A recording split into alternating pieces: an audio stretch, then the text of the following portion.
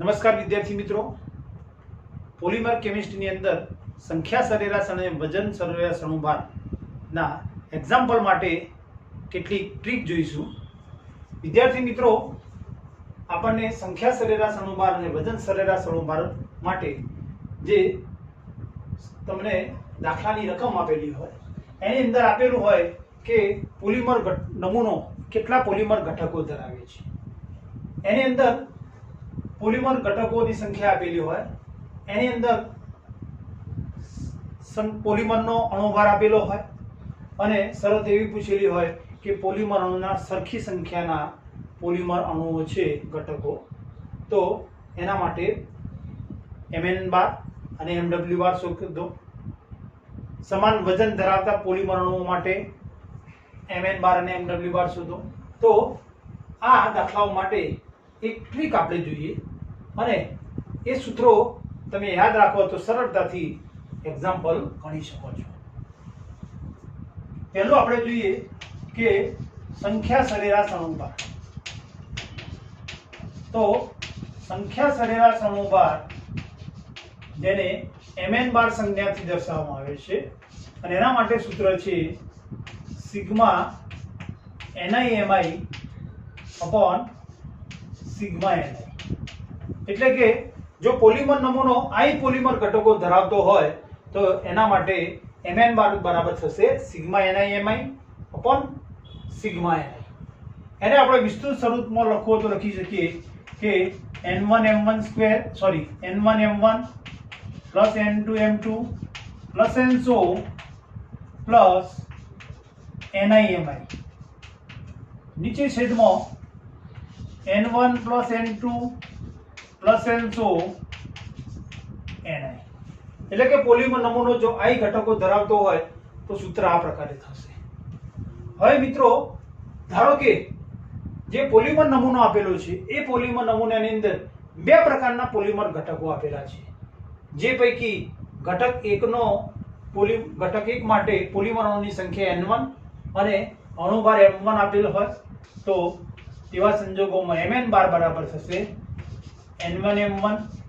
ઘટક 2 માટે પોલિમર અણુની સંખ્યા n2 લઈએ અને અણુભાર m2 લઈએ તો સૂત્ર થાય n1m1 plus n2m2 upon n1 plus n2. બે ઘટકો માટે પોલિમર નમૂનો બે ઘટકો ધરાવતો હોય છે. હવે સંખ્યા સરેરાશ અણુભારની અંદર જો શરત તમને એવી આપેલી હોય કે પોલિમર નમૂનો બે પોલિમર ઘટકો ધરાવે છે અને બંને પોલિમર ઘટકોમાં પોલિમર અણુની સંખ્યા સમાન છે, એટલે કે સરખી સંખ્યામાંના પોલિમર અણુઓ ધરાવતો ઘટકો. પોલિમર અણુઓ ધરાવતા ઘટકો એટલે કે બીજા અર્થમાં n1 બરાબર n2. n1 અને n2 ની સંખ્યા સરખી હોય અને એને આપણે n તરીકે ધારી લઈએ તો અહીં આગળ n1 ને n2 ની જગ્યાએ આપણે n મૂકી દઈએ તો mn બાર બરાબર થશે n m1 plus n m2 નીચે છેદમાં n પ્લસ n. હવે n કોમન કાઢી નાખીએ તો n into m1 plus m2 નીચે છેદમાં n પ્લસ n એટલે 2n. અંશ અને છેદમાંથી n ઉડાડી દઈએ તો mn બાર બરાબર આવે m1 પ્લસ m2 અપોન 2. બીજા અર્થમાં ડાયરેક્ટ તમે ગણતરી કરી શકો કે જો પોલિમર નમૂનો બે પોલિમર ઘટકો ધરાવતો હોય અને પોલિમર ઘટકો સરખી સંખ્યાના પોલિમર અણુઓ ધરાવતા હોય તો તેવા સંજોગો mn બાર બરાબર m1 plus m2 plus upon 2 થશે કૌંસમાં બે ઘટકો માટે. તે જ રીતે જો પોલિમર નમૂનો 3 ઘટકો ધરાવતો હોય અને પોલિમર અણુની સંખ્યા સમાન હોય એટલે કે n1 બરાબર n2 બરાબર n3 હોય तो mn बराबर mn बार बराबर m1 plus m2 plus m3 upon 3 सूत्रनी मददथी डायरेक्ट તમે સંખ્યા સરેરાશ અનુભાર શોધી શકો। આ ત્રણ ઘટકો માટેની વાત થઈ। એ જ રીતે જો પોલીમર નમૂનો i ઘટકો ધરાવતો હોય તો એના માટે આપણે લખી શકીએ કે mn બાર બરાબર m1 plus m2 plus m100 plus mi upon i ઘટકોની સંખ્યા કૌંસમાં આ તમારું ત્રણ પોલીમર ઘટકો માટે i ઘટકો માટે બીજામાં ગમે તેટલા ઘટકો આપેલા હોય તો જો પોલીમરોની સંખ્યા સમાન હોય તો mn બાર ડાયરેક્ટ આ સૂત્રની મદદથી ગણી શકીએ આપણે। અને જ્યારે MCQ પ્રકારના વૈકલ્પિક પ્રશ્નો આપેલા હોય તો ડાયરેક્ટ તમારે જ્યારે જવાબ શોધવાનો હોય ત્યારે આ સૂત્રોની મદદથી તમે સીધો જ જવાબ શોધી શકો। હવે સંખ્યા સરેરાશ અનુપાત અને એની અંદર પોલીમર અણુઓના ઘટકોના વજન જો સમાન આપેલા હોય તો બીજી શરત સમાન વજન ધરાવતા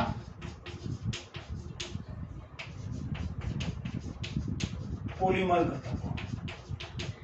હવે સમાન વજન ધરાવતા પોલીમર ઘટકો આપેલા હોય અહીં આપણને સૂત્રની અંદર mn બાર જ્યારે શોધવો છે ત્યારે mn બાર શોધવા માટે બે વસ્તુ આપણે જોઈએ। એક તો પોલીમર અણુની સંખ્યા અને પોલીમર અણુનો અણુભાર।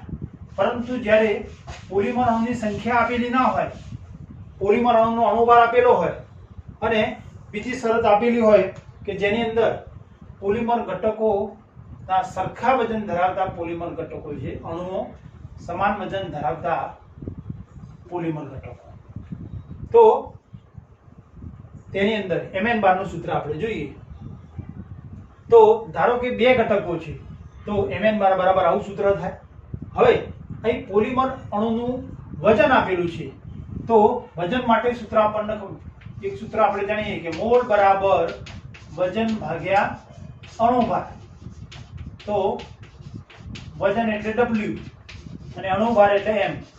તો અહીં n1 બરાબર મોલ આપણને આપેલા નથી તો જો બે ઘટકો હોય એમાં ઘટક 1 નું વજન w1 અને ઘટક 2 નું વજન w2 હોય અને બંને સમાન હોય તો w1 બરાબર w2 બરાબર w ધારો। તો હવે n1 બરાબર શું મૂકી શકીએ આપણે? n1 એટલે n બરાબર w upon m એટલે w1 upon m1 into m1 plus n2 બરાબર w2 upon m2 into m2 નીચે છેદમાં w1 upon m1 plus w2 upon m2। હવે વજન સમાન છે એટલે w1 અને w2 ની જગ્યાએ આપણે w મૂકી દઈએ તો w upon m1 m1 ઉડી જશે અને w plus m2 ઉડી જાય, આવશે ફક્ત w નીચે છેદમાં w આપણે કોમન કાઢી નાખીએ તો w 1 upon m1 plus 1 upon m2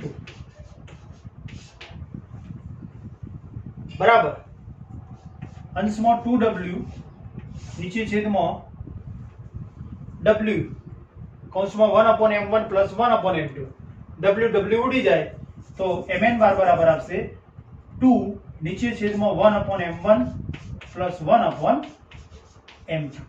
એટલે જ્યારે બે પોલીમર ઘટકો આપેલા છે ત્યારે mn બાર બરાબર સૂત્ર આપશે ડાયરેક્ટ આપણે કહી શકીએ કે બે ઘટકો હોય, પોલીમર અણુના વજન સમાન હોય ઘટકોના તો mn બાર બરાબર 2 upon 1 upon m1 plus 1 upon m2 એટલે mn બાર બરાબર થશે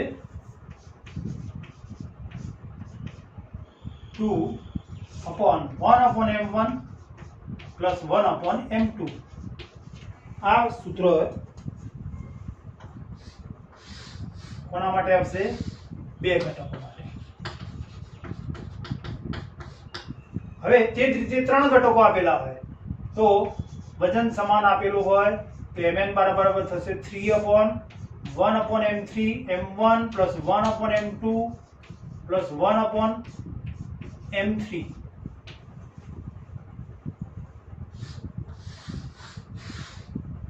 ત્રણ ઘટકો માટે.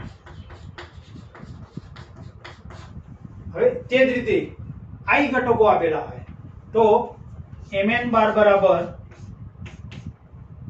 i ઘટકોની સંખ્યા નીચે છેદમાં 1/m1 + 1/m2 + n100 + 1/mi A i ઘટકો ધરાવતા પોલીમર નમૂના માટે આ સૂત્રની મદદથી આપણે mn બાર શોધી શકીએ. હવે પહેલું સૂત્ર જે છે બે ઘટકો માટે એની અંદર બીજું પણ સૂત્ર લખી શકીએ કે જો m1 m2 લસા લઈએ તો નીચે છેદમાં થાય m2 + m1 નીચે m1 m2 તો m1 m2 નું ઉપર લઈ જઈએ તો આ સૂત્રને બીજી રીતે પણ આપણે લખી શકીએ કે અથવા 2m1 m2 નીચે છેદમાં m1 + m2 એટલે કે બે પોલીમર ઘટકો માટે આ સૂત્રની મદદથી પણ આપણે mn બાર શોધી શકીએ. આ મિત્રો સરખી સંખ્યાના પોલીમર અણુઓ અને સરખા વજન ધરાવતા પોલીમર અણુઓ આપેલા હોય ત્યારે સંખ્યા સરેરાશ અણુ ભાર માટે આ સૂત્રો દ્વારા આપણે ગણતરી કરી શકીએ. તે જ રીતે વજન સરેરાશ અણુ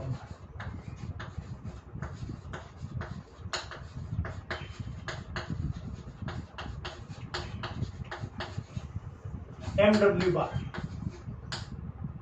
i ઘટકો ધરાવતો પોલીમર નમૂનો આપેલો હોય તો એના માટે સૂત્ર થશે σ_ni_mi² / σ_ni_mi. એની અંદર પણ વિસ્તૃત સ્વરૂપમાં લખી શકીએ n1 m1² + n2 m2² + n100 ni_mi² નીચે છેદમાં n1 m1 + n2 m2 + n100 ni_mi. પરંતુ જો પોલીમર નમૂનો બે પોલીમર ઘટકો ધરાવતો હોય તો બે ઘટકો ધરાવતો હોય તો mw બાર બરાબર થશે n1 m1 + n2 m2 નીચે છેદમાં n1 m1² + n2 m2² નીચે n1 m1 + n2 m2 કૌંસમાં જો પોલીમર નમૂનો બે ઘટકો ધરાવતો હોય. હવે એની અંદર શરત આપેલી હોય કે પોલીમર અણુના સરખી સંખ્યાના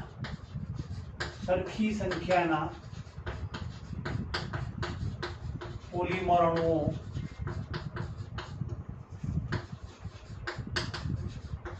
ધરાવતા ઘટકો જે આપેલા છે બંને ઘટકોમાં પોલીમર અણુની સંખ્યા સરખી હોય તો બીજા અર્થમાં n1 = n2 = n ધારતો તો અહીંયા આગળ આપણે મૂકી દઈએ m1 અને m2 ની જગ્યાએ n મૂકી દઈએ તો n m1² + n m2² n m1 + n m2 એટલે n કોમન કાઢી નાખીએ તો m1² + m2² નીચે છેદમાં n કોમન નીકળી જાય એટલે m1 + m2 આ પ્રકારે સૂત્ર મળે અને અંશ અને છેદમાંથી n આપણે ઉડાડી દઈએ તો સૂત્ર આપણને મળશે m1² + m2² m1 + m2 એટલે કે જો પોલીમર નમૂનો બે પ્રકારના પોલીમર ઘટકો ધરાવતો હોય અને જો પોલીમર અણુની સંખ્યા સરખી હોય તો એના માટે mw બાર માટે સૂત્ર થશે m1² + m2² m1 + m2 બે ઘટકો ધરાવતા પોલીમર નમૂના માટે. હવે આ જ વસ્તુ કે જો પોલીમર નમૂનો ત્રણ ઘટકો ધરાવતો હોય તો mw બાર બરાબર થશે m1 square plus m2 square plus m3 square નીચે છેદમાં m1 plus m2 plus m3 એ ત્રણ પોલિમર ઘટકો ધરાવતા પોલિમર નમૂનામાં જો સરખી સંખ્યાના પોલિમર અણુ આપેલા હોય તો mw બાર ડાયરેક્ટ આ સૂત્રની મદદથી આપણે ગણી શકીએ ત્રણ ઘટકો માટે. અને જો i ઘટકો આપેલા હોય તો mw બાર બરાબર m1 square plus m2 square plus n100 plus mi square નીચે છેદમાં m1 plus m2 plus n100 plus mi A i ઘટકો ધરાવતા પોલિમર નમૂનો અને એની અંદર પોલિમર અણુઓ સરખી સંખ્યાના હોય તો mw બાર આ સૂત્રની મદદથી ગણી શકાય. બરોબર, તો mw બાર માટે આ સૂત્ર થશે. હવે મિત્રો પોલિમર નમૂનો આપેલો છે, પરંતુ એ પોલિમર નમૂનાની અંદર સરખી સંખ્યાના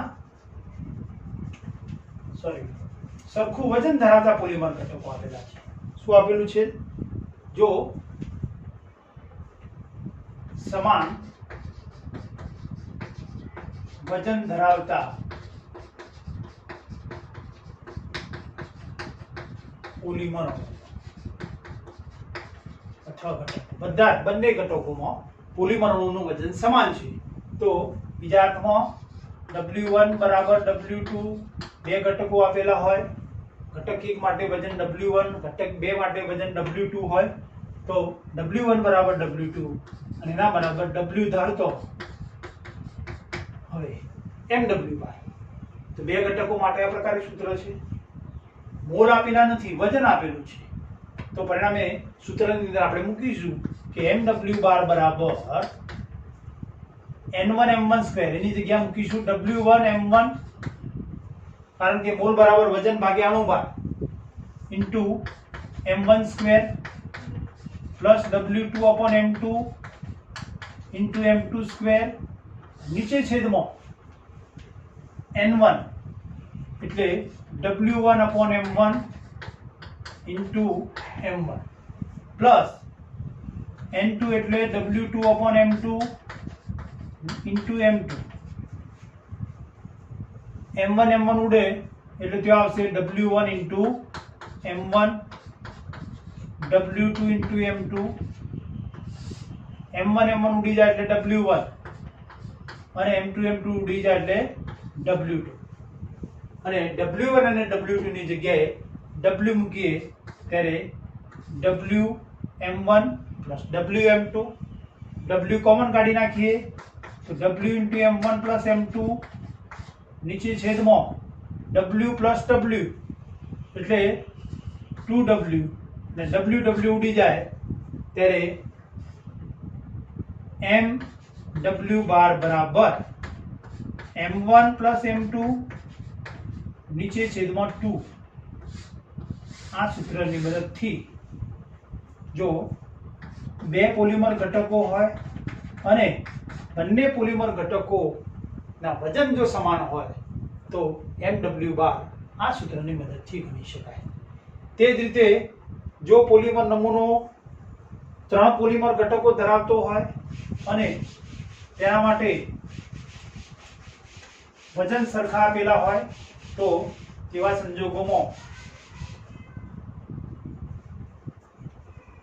mw બાર બરાબર m1 plus m2 plus m3 upon 3 જે સરખી સંખ્યાના પોલિમર અણુઓ ધરાવતા ઘટકો માટે mn બાર શોધતા હતા એ સૂત્ર તો ત્રણ ઘટકો માટે થશે.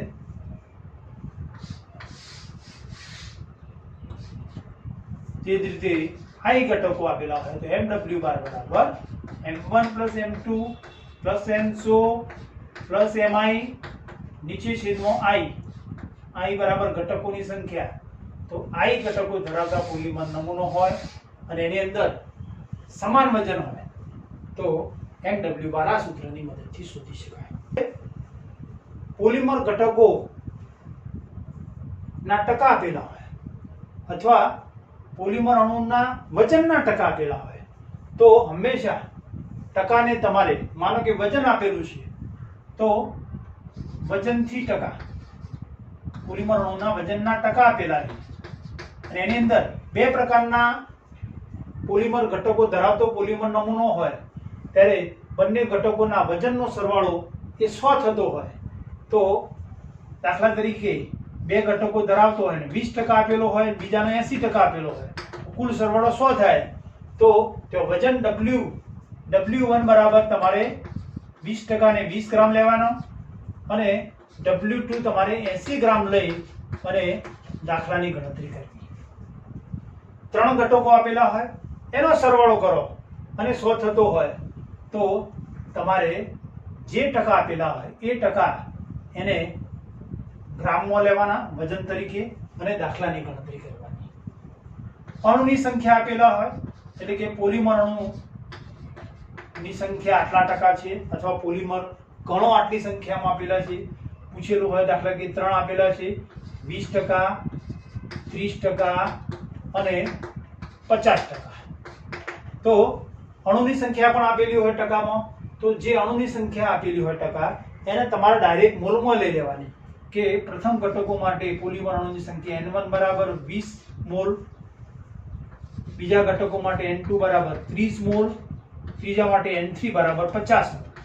આમ પોલિમર અણુના ઘટકોને ટકા આપેલા હોય અથવા પોલિમર અણુના વજનના ટકા આપેલા હોય તો વજનને તમારે ડાયરેક્ટ ગ્રામમાં અને અણુની સંખ્યા જે ટકાવારીમાં આપેલી હોય એને ડાયરેક્ટ તમારે મોલમાં લઈ અને તેની મદદથી આ સૂત્રો દ્વારા તમે Mn બાર ને Mw બાર શોધી શકો અને ટકા જોઈને તમારે ગભરાવાની જરૂર નથી. મિત્રો, આ રીતે આ ટ્રીક દ્વારા જે સૂત્રો મેળવ્યા આપણે એ સૂત્રોની મદદથી તમે દાખલા સરળતાથી ગણી શકો છો. Thank you for watching.